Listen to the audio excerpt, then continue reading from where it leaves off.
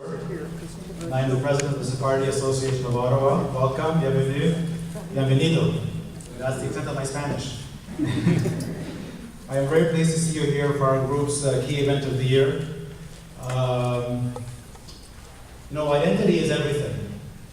Identity gives you very deep roots and allows you to grow to the individual to your full potential.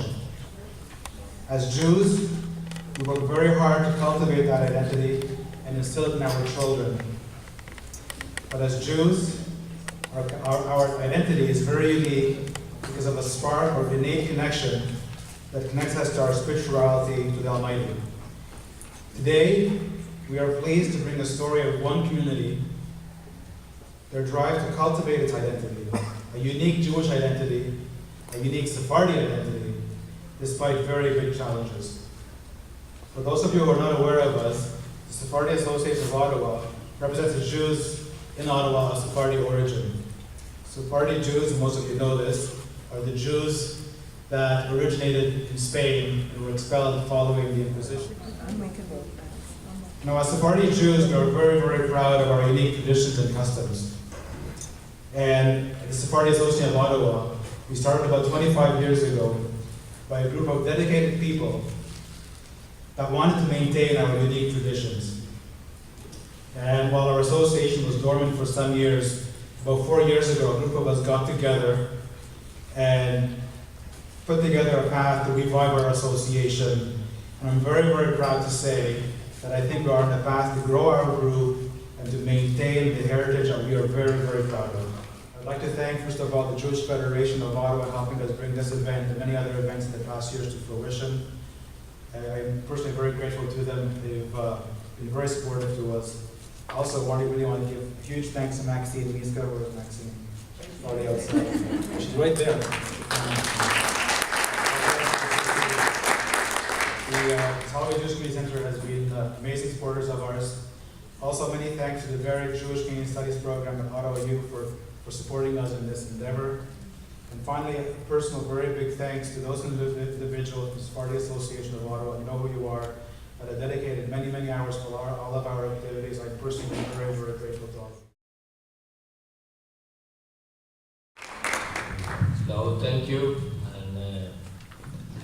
And first of all, I want to thank the Sephardic Organization of Ottawa and Rabbi Clement Strong here. And Isaac Naon, my friend from Venezuela, because I was born in Venezuela too, and I lived there until I was 18 years old.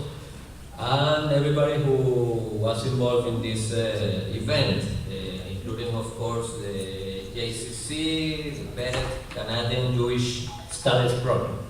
And I will not take more time to thank many other people who deserve to be thanked.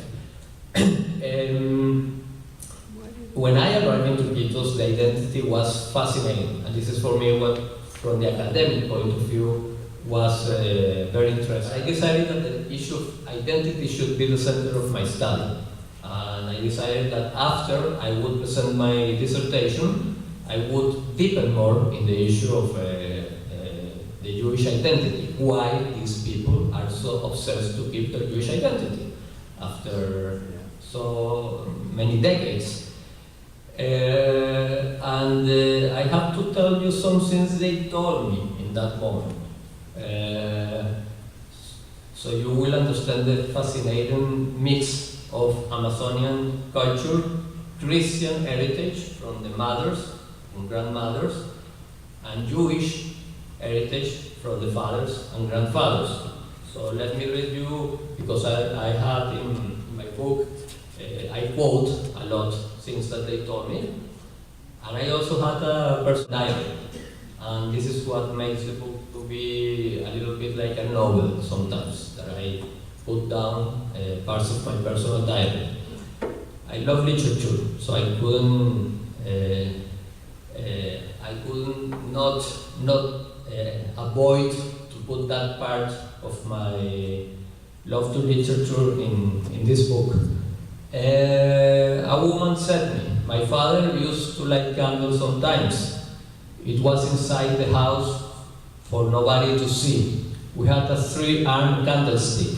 Today I do light candles. I do not light candles anymore, but I pray every evening to God, to my father, my mother, and my brothers and sisters, to their souls. Now, do you know the Holy Candles of Friday? Somebody asked me. My father told me that it is a prayer that is performed asking please to God. We say to the Jewish God that we are with Him and we want His blessing for the rest of the week. 3 glasses are brought containing water and oil, and over them we put a little candle and we light the candle. That is part of the Jewish religion. My father used to say, Wishtat Shalom. That I think what he meant was Shabbat Shalom. No? And he knelt down. The next day he did not go out until noon, and he fasted the whole day. He stayed until noon in his bedroom and he prayed in Hebrew. It is a Jewish thing, and that is why we light candles still. These are people of first and second generation. This was old people, no? Third age people, to be politically correct. Many of them told me that they don't eat pork, chancho in Spanish, in Peru. Listen to these 3 explanations of why they don't eat chancho, pork. One is very scientific, like many Jews, secular Jews do. It's not hygienic. Our wise, our rabbis in the past, they were very wise, and they knew that in those times it was not hygienic to eat pork and all this. No? It's a kind of explanation of this type. No? I eat chancho if they put it in front of me. It is forbidden in the Jewish religion because it was a bad meat, cholesterol. In those times, there were wise men who already knew that chancho, pork, was a harmful meat. This is the one that I love the most. You will laugh, but I will explain you the logical issue behind this explanation. This person, I remember Bento, his last name, from Portugal, first generation.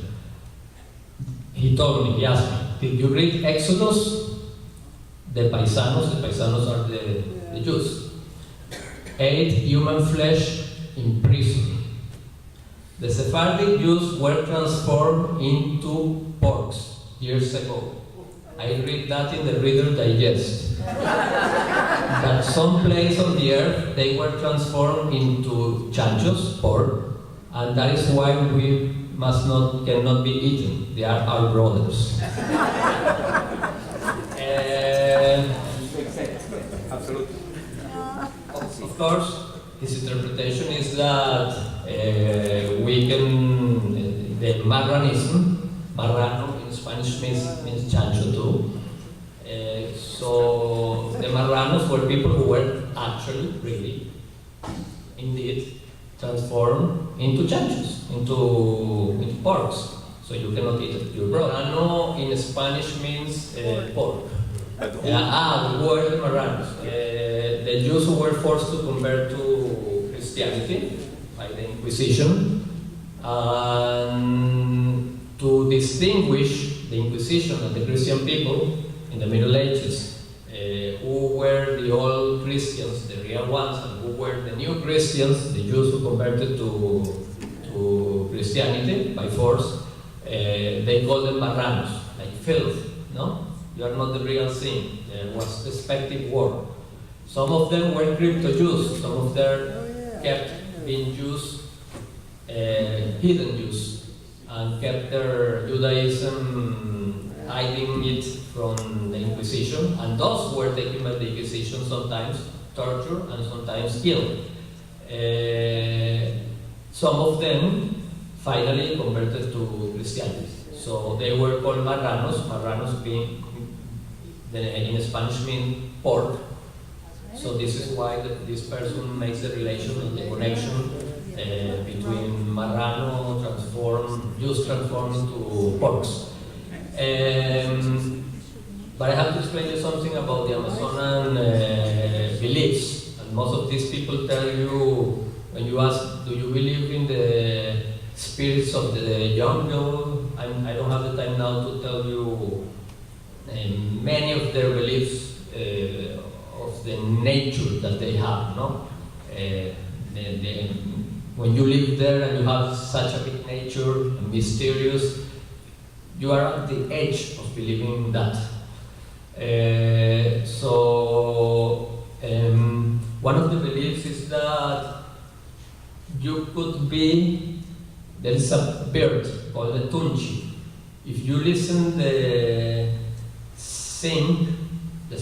way it sings the tunchi, more than 7 times, you could be transformed into an animal, or you could be transformed into a tree, or you could be transformed in something of the nature. So, in this answer, you find part of this belief. So here we have the marrano issue, his interpretation of what is marrano, pork. There is a Jewish part, and there is an Amazonian belief. Then they speak many about that if I am 50% Jew, 75% Jew, 25% Jew, etc. But I want to finish, because I want to give you time to make all the questions you want, with this part of my personal diary. Once I revealed in my same book, the last chapter is called The Researcher as Protagonist.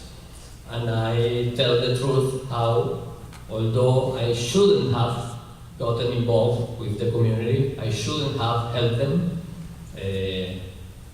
to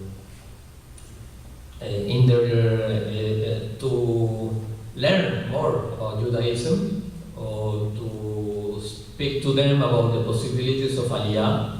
I shouldn't have returned to Lima before going back to Miami to write my dissertation and go to talk to the ambassador of Israel about them, and go to talk with the Shaliach Aliyah about them. And all this was the thing that moved the cycle of starting to make Aliyah. I'm not trying to say that it's only me, there are a lot of people involved, but let's say that this process began before I left Peru, because in Lima I met with these people. So I had to confess in my dissertation too, not only in the book, that I did that, because otherwise I wouldn't have been an honest academic person. I have to tell the truth, not as a human being, not as a Jew, also, but also as a professor, academic. So I write this in my personal diary. It would be easy to arrive in Loreto's capital. Loreto is the province in which Iquitos is. So I would be easy to arrive in Loreto's capital, Iquitos, seeing them, the Jewish mestizos, the Jewish heritage and racial and cultural mixture from their Jewish ancestors. It would be easy to simply speak about religious contradictions in order to explain their embroiled identity that oscillates between Jewish and Christian notions, between a modern and a mythical life, between magical belief and a profound religiosity that in the Amazon is as real as art psychoanalysis. Magical belief and profound religiosity that in the Amazon is as real as psychoanalysis is in the big cities. It would be easy to conclude that we are witnessing the last vestiges of Jewish life in Iquitos. The temptation to arrive at these conclusions is enticing. It is the easy path. What could be the alternative to this judgment? To reverse the roles, theirs and mine? So, with the passing of the day, I began to realize that the Iquitos Jews would keep me from getting a good night's sleep.